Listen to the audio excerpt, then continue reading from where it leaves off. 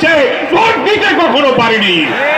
যখনই আমরা ভোট দিতে রওনা হয়েছি, রাস্তা আটকে দিয়ে আওয়ামী লীগ, যুবলীগ আর পুলিশ লীগ বলেছে কি ভোট হয়ে গেছে, বাড়ি চলে যাও।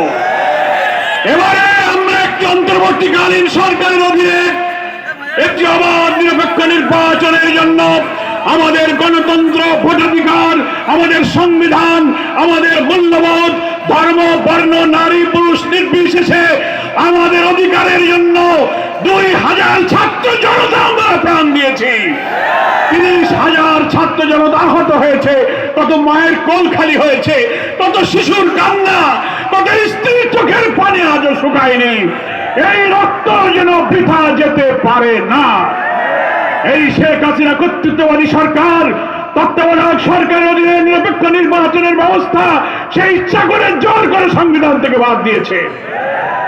জনগণের দাবি ছিল আমাদের বাংলাদেশ জামাত ইসলামীর সাবেক আমির, ভাষা সৈনিক, কেয়ারটেকার সরকারের উপকার অধ্যাপক গোলাম আজম জাতিকে এই উপহার দিয়েছিলেন, জনগণের ভোটে নির্বাচিত সরকার বানাতে গেলে একটি নিরপেক্ষ নির্দলীয় কেয়ারটেকার সরকার প্রয়োজন। এটা গোলাম আজম সাহেবের ফর্মুলা। শেখ হাসিনাও এই ফর্মুলাই একবার ক্ষমতায় আসলো, কিন্তু ক্ষমতায় এসে তিনি আবার এটাকে সিঁড়ি নষ্ট করে দিলেন। পার্লামেন্টে তত্ত্বাবধায়ক সরকার প্রশ্নে কমিটি হলো, সেই কমিটির লোকেরা সবাই বলেছে এই তত্ত্বাবধায়ক সরকার ব্যবস্থা থাকা দরকার।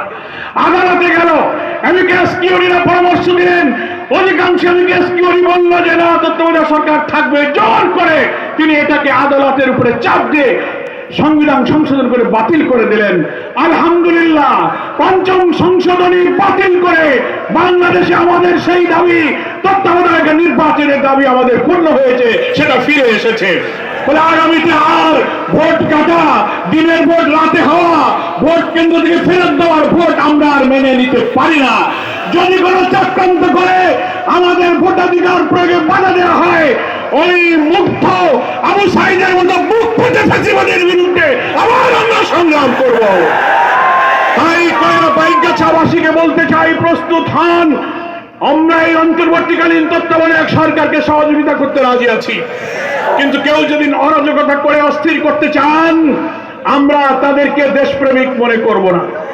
তত্ত্বাবধায়ক সরকার, এই অন্তর্বর্তীকালীন সরকারকে আমরা সাহায্য করতে রাজি আছি। বিলম্ব না করে প্রয়োজনীয় সংস্কারমূলক কাজগুলো শেষ করে যথাসময়ে নির্বাচন দিয়ে জনগণের নির্বাচিত প্রতিনিধির কাছে ক্ষমতা হস্তান্তর করুন।